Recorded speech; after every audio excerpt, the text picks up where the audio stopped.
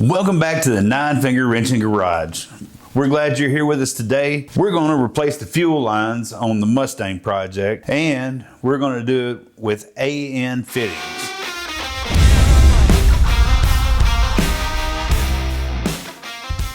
Let's take a moment real quick and kind of go over what we've got here. I was fortunate I was gifted this set. I was gifted this braided fuel line and all these AN fittings. First off, Quincy Young. Man, I appreciate this. This was a wonderful gift for the Mustang project. It's gonna make a big difference in the looks of the car, and it's gonna make me feel better about the fuel lines that are going to the engine. So that sent me down this rabbit hole of AN fittings. So what we've got here is we've got a nice nylon braided hose. It is reinforced a little bit. There is definitely some metal reinforcement on the outside of it. It doesn't have the PTFE liner. This hose came with all these different little accoutrements here. These things are like Tinker Toys. But basically, you've got 180-degree fittings, you've got 90-degree fittings, you've got 45-degree fittings, and then you've got straight fittings. But essentially, they're going to push onto the hose, and then this thing's just going to tighten down into the hose itself. Along with the hose and the fittings, it also came with a couple of little hose connectors to help with the routing of the hose to kind of keep it neat and tidy. And I've decided I'm going to add a fuel pressure gauge into one of the lines. So we've got another fitting here for that. That's where the fuel pressure gauge is going to be in line. I also had to get a couple of these fittings. These fittings come with an olive, and that's going to be for connecting to our hard lines that actually come from our fuel tank. So we're going to take all these little Tinker Toys and we're going to turn it into some new fuel lines for the Mustang. And because it is a Mustang, the fuel lines, I had to get these push-on fittings. These are A&N push-on fittings that adapt to the Mustang fuel rail on the top of the motor. So we've got these specialized fittings. I ordered those on Amazon. They were like 12 bucks. I'm hoping they work good. You can get some nicer, more like name brand ones for about 50 bucks. We're gonna go with that and see what happens. So let's go over some of the tools. So cutting this line, what they say do is just kind of wrap a little tape around it, and then you can cut it with a Dremel, but you got to make sure you get all that rubber residue and shrapnel out of the hose, because you don't want to send that stuff to your fuel injectors. What I've done is I've just grabbed a nice big cable cutter. One thing that came with the kit that Quincy gave me, it came with these little bench vise adapters. I don't have one of the special little tools that they make, wrenches for this. I have taken a crescent wrench and I have carefully wrapped it with some masking tape. So we've got these for our bench vise. That way, if we want to, lock a fitting in on the vise, we've got these where it'll not mar it up, and then I can take the wrench and tighten the nut down. Before we dive into installing this awesome braided fuel line, let's take a detour into some history. Did you know that ANN actually stands for Army and Navy? Army-Navy fittings date back to World War II. These fittings were born out of a collaboration between the Army and the Navy to solve a critical problem: standardizing high-pressure fluid systems for military aircraft. The goal was simple: create durable, leak-proof connections that could handle the extreme conditions of war. The result was a 37-degree flare design that creates a secure seal even under immense pressure. So why did the A&N fitting get promoted in the military? Because it always kept a tight seal under pressure. Made from premium materials like aluminum, stainless steel, and titanium, AN fittings were robust enough for combat and reliable enough for modern aviation standards. Over time, their reliability and precision made them a favorite in industries far beyond the military. From high-performance race cars to marine and medical equipment, these fittings continue to prove their worth in applications where failure isn't an option. And that's the legacy of these fittings. Born in wartime, perfected for performance. Now let's get started putting these into our Mustang.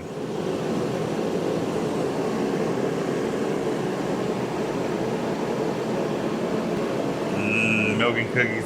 All right, so one of the first things I got to do is I'm going to go ahead and get these fuel lines released off of there. It takes a special little tool to get those push-on fuel rails off there. I've got this whole assortment of little tools to remove like fuel lines and stuff like that. Those push-in lines need these little plastic ones right here. Those are the ones that do the magic.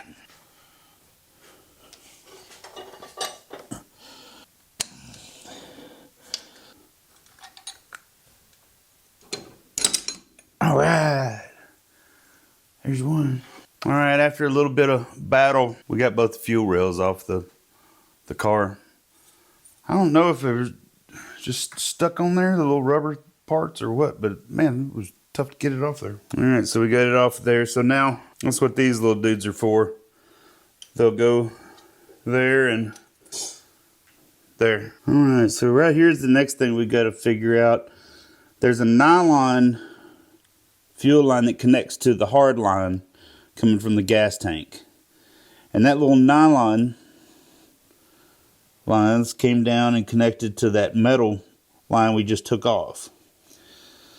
So basically this hard line right here, I've got to kind of trim those back somewhere and get ready to connect with our new fittings. I got to cut this end off. I used a small tube cutter to cut those off. It wasn't too bad a job. So the first thing we're going to do is we're going to slide our nut over the end of the line. Then we've got our olive. Slide our olive on. And we've got our fitting. We're going to hold on the end of the line. Alright. Gotta get in here with some wrenches. I'm just going to be gentle and tighten the hell out of this. I'm just going to tighten it until it feels like it's about to break. And then that's where I'll stop. Okay, that feels pretty snug right there. One fitting, that's the first one. And the other one didn't really want to slide on there at first. All right, a little sanding did the trick. I was able to get that other fitting slid on there. All right, we're on our way. Now I got to figure out what fitting I want to use. Do I want to use, I think I'm going to use this 90. Let's go look at it. I mean, that should work out great. Let's go ahead and at least get one piece rough cut. All right, so I've got my tape on here. I'm getting ready to cut it. We'll see how these pliers do. I mean, what's wrong with that? Pretty nice clean cut there, if you ask me.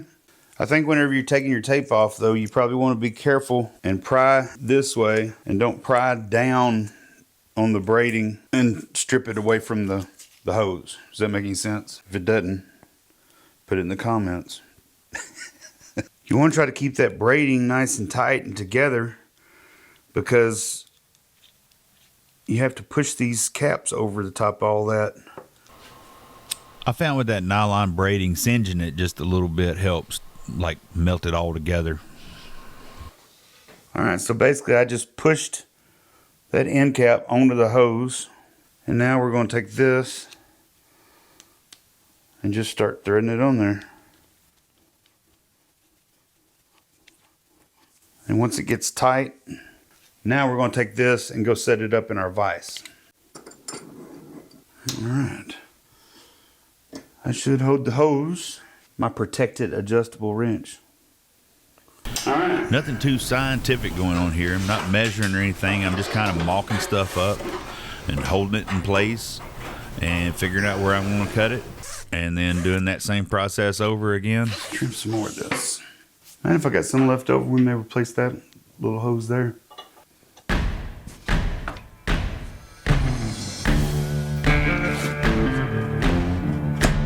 Man, that thing makes some nice clean cut. Bottom's out. It's got a little shoulder there to bottom out on. So you just push that in. You can look in there too and kind of tell if it's all the way down. All right, so it's all the way on there. So this thing is just going to thread into it. But I'm going to put this in the vise to hold it, because you can thread it down there pretty easy, but then it gets tight.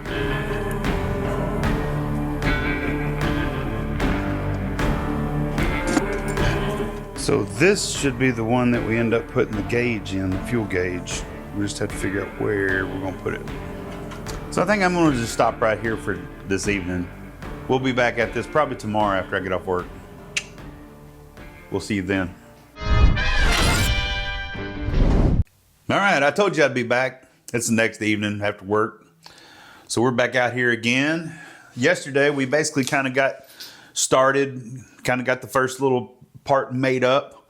So now we're gonna carry on, try to get it all sized out, routed good, get our gauge installed and the whole 9 yards. We're gonna try to finish this up. We're gonna get this done. At least that's the plan. All right, so the short one is for the bigger line, and that's the one where we're gonna put the gauge in it. So I think we're gonna go ahead and start messing with it first. All right, so I kind of just attached that down there so it's in place. And I'm kind of routing it up, just trying to imagine the header being in there and then trying to imagine it coming into this connection right here. Let's mock up this end here real quick and imagine how far out it's gonna be, because it's gonna kind of come out here. So I'm gonna have to make that a good bit shorter. I'm just gonna have to make a real short little hose right there. Maybe I need the pressure gauge about right there. There's a lot going on right here. I probably need to cut that about there. All right, I'm gonna get to cutting. We're just gonna do this thing. That's all I know to do is just do it. Worst case scenario, you know, I end up having to cut another piece, right? Right. All right, here we go. Ha ha! So we're gonna have that there, and that there. Shoot, there ain't no room. At this point, I had to kind of look at my fittings and my different angles and figure out what I was going to use to work my way through there and still have enough room to get that gauge in.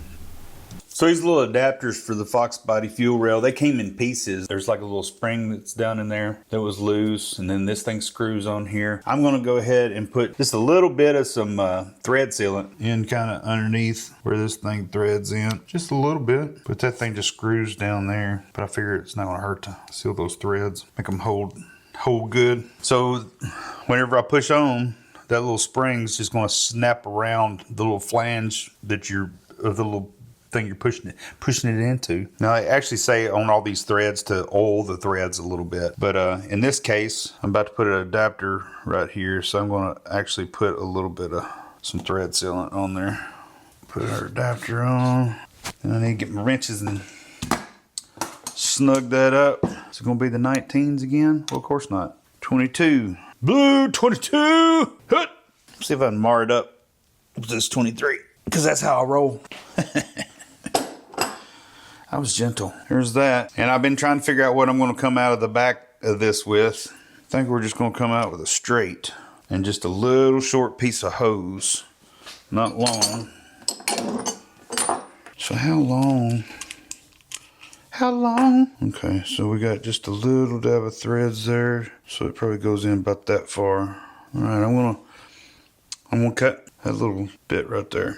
Get this tape cleaned off here. Kind of melt the end of that nylon a little bit. I feel like that just makes it a little easier pushing these fittings on here, because you got to get over that braiding and push it all the way in.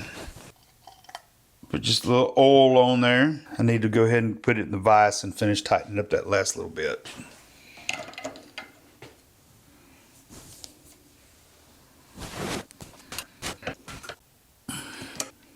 Aren't they pretty? Now I think I need to get this one on there. These little things are easy to work with for the most part. So whenever you're pushing them on there, if you question if it's all the way up, you can kind of look inside. I don't know if you can even see. It's kind of dark for you probably. Just have to trust me. I'm just going to use my wrenches. I put that tape on there, but these feel like they fit so good. All right, I'm going to go ahead and put these together. No, I probably don't have to, but I'm going to put just a little thread sealant on the threads. But like I said, I don't think you really... I'm not quite sure how to help you with that. And ask her for any help. I didn't talk to her about anything. I don't know what her deal is. All right. See if I can get this tight. You want to stab that wrench like right underneath your rib cage right there. That way you can hold it down. That's what you want. All right, so that's my gauge straight up. So if I tighten this down like that, I'm working trying to get this to where this is clocked the right direction from my gauge. So having a little bit of a struggle here. We'll win eventually. All right, so I got this and the gauge should go right there. And now I've got to come off of this and connect to the other line that's down here. I guess I need to go ahead and get that on there. A little bit more of that marvelous oil there. We'll just melt that fray down, push our cap on, or nut, whatever you want to call it now. All right, so that's coming up there, and then that should connect like that. Yeah, that right there. I may connect these two in the engine bay because they're going to be right there, and I can get a wrench on both of those. This one might be easier to connect, just kind of loose. All right, I'm going to go ahead and get that one on. All right, so I got the bottom of the line hooked up down there. Now we just got to try to see if we can get this to all kind of line up the way we want it to. I'm going to go ahead and push this on, I guess.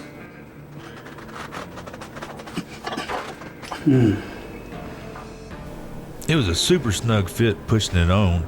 It was so tight that apparently when I pushed it on, it was like kind of shaved the O-rings a little bit.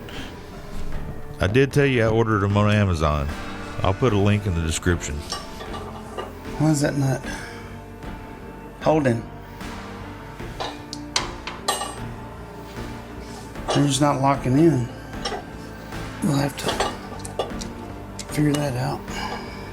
Also, if you've ordered any of the nicer ones from like LMR or somewhere and used them and not fought any of these problems, let me know.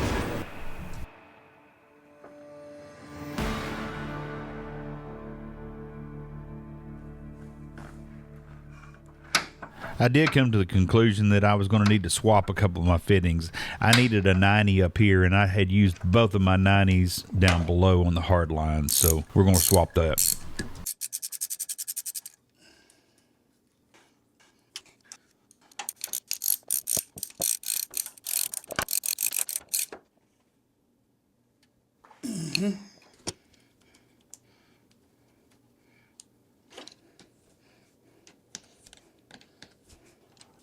Put some thread sealant on my gauge here. Get it all snugged up. Before we get back into the install, I got to give a big shout out to Secondhand Power Speed Shop. I recently discovered these guys and they had exactly what I needed. I wanted this fuel gauge and some other specific fittings to make this project happen. They're a great resource for performance parts, whether you're looking for new or used gear. They got you covered. Super knowledgeable, friendly staff. The kind of guys I like to go in and just talk to and pick their brains for a little while. You can check them out on Facebook and eBay and see what they've got. Definitely worth a look if you're building something cool, or if you want them to build you something cool. Some of the motors they got in there that they built are just amazing. If you're in the Memphis area, I suggest checking them out. Good night. Good night. Daisy's been out, so Oh, you're not gonna come out and tell me good night? not if I'm gonna be on camera. Yeah, I guess Nita figured out that if she comes out of the garage in her house coat, I will put her on YouTube. Mama learned her lesson. Man, that was a lot. Look there, we got us a gauge. Fuel line. Now I just gotta do another one. All right, so I've got this other one. I'm gonna go ahead and get built up and ready to put on the line.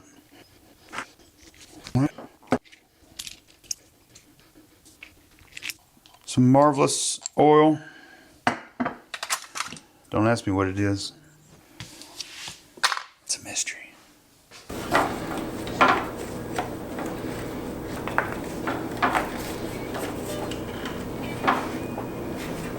All right, I got the fuel line all installed. Let's check it out. Look at that gauge. Look at them fuel lines. See them going down there? Hopefully I'll leave room for my header. I got a decent little amount of room, hopefully. We'll do something else if we have to. I'm a little worried about these connections out here. They don't seem to be locking in. You can wiggle them and pull them off. I know I've got the little clip that you can clip over the top, you know, to help hold them, but, you know, I'm not so sure. I don't know. What do y'all think? I did decide to go ahead and take this rubber hose off here, and we're going to replace it with a piece of that braided. I think it's going to look cool.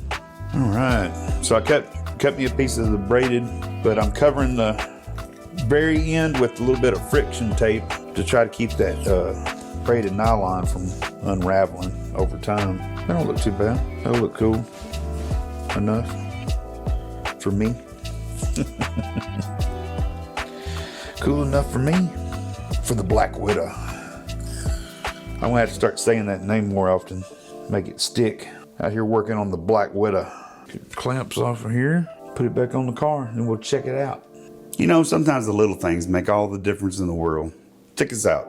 Man, doesn't it look so much better having that little piece of braided there too? Man, now I've got my injection harness all braided. It's all braided up. That's braided. Braided fuel line. Man, we got braided almost everywhere. We got some stuff back here that we could look at braiding up. Anyway, been a fun little project. Well, that's another thing marked off the list. Got the fuel lines fixed. I hope y'all enjoyed diving into AN fittings with me. It was a rabbit hole I wasn't really expecting to go down, but nonetheless, pretty cool stuff. I'm totally going to be working with some more AN fittings in the future. I like it. I like the ease of putting together your own hoses, making your own hoses. I think that's pretty cool. Thanks for watching. Come and see us here at Nine Finger Wrenching. We'll catch you next time. Peace.